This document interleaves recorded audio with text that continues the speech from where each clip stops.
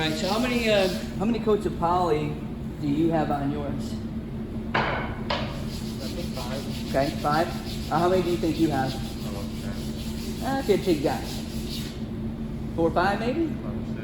5 or 6, okay. How about you?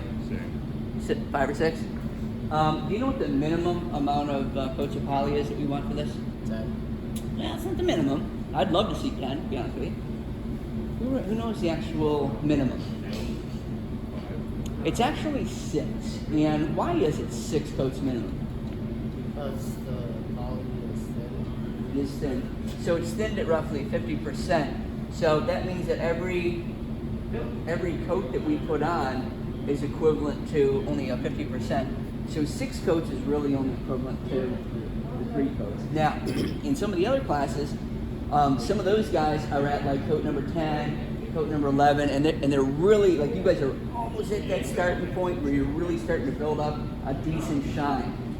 And if you keep going the right way, it's just going to keep building up more and more and more, and you're going to see a lot of depth. It's going to look really thick. It's going to look really nuts, right? But we have to remember that in between each coat, we need to, prep the project, and then we put our polyurethane on if we want to go nice and light. Me personally, when I steel wool this stuff here, okay, I always start steel wooling by going like this on the edges. All right, that edge, this edge, and then I go front to back. See how I keep it nice and flat? See how my fingers are flat? Remember that a lot of times less is more. Let's feel that there. Do you feel any rough spots on that anywhere? Where do you think the rough spots usually kind of show up at? Yeah, they do. A lot of times they sneak right around these edges here. Okay? So if we do see any of those, all right, we do want to carefully clean those up. What do you think happens if we go too hard with the steel wool? Take off all the poly. Yeah, it's going to take off all the poly. All right?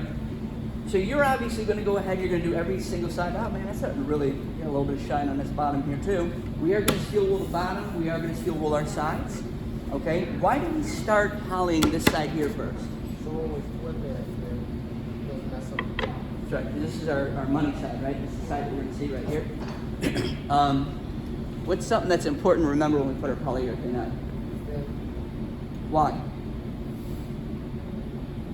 Why don't we put it on real thick? What happens if we go really thick with poly? You get messed up easy. It's going to start running, dripping, all right? And then we're going to have to sand all that off. So we're just taking a step in the wrong direction by doing that. How long does it take you to actually do the step that we're going to be doing here today? Total. Like from the time you walk in, grab your project off the shelf, do the steel wooling and polying, putting it back. How long? 5 minutes. 5 minutes, maybe 7 minutes. It does not take long at all. So does that give you like at least 3/4 more of the period to do something else on the rest of your project? Maybe your legs, maybe your aprons? Absolutely. So we don't really care how many coats. We could put 20 coats on it because it only takes 5 minutes a day. All right. So it's just kind of like, hey, come in, boom, quick coat of poly, put it away, let it dry, we'll deal with it the next day. All right. That's what I want to tell you guys about. Don't skimp out on the steel wooling. All right. If you skimp out and you bury a layer, if you bury a layer that has that debris in it or that roughness in it, you're not going to be able to get it out unless you burn through that next layer. Does that make sense? If you want to go that way, we definitely don't want to be going backwards. You get what I'm saying with that? Any questions with this step right here? All right, remember, since it only takes a few minutes, go ahead and let's bang that out. We'll be in great shape.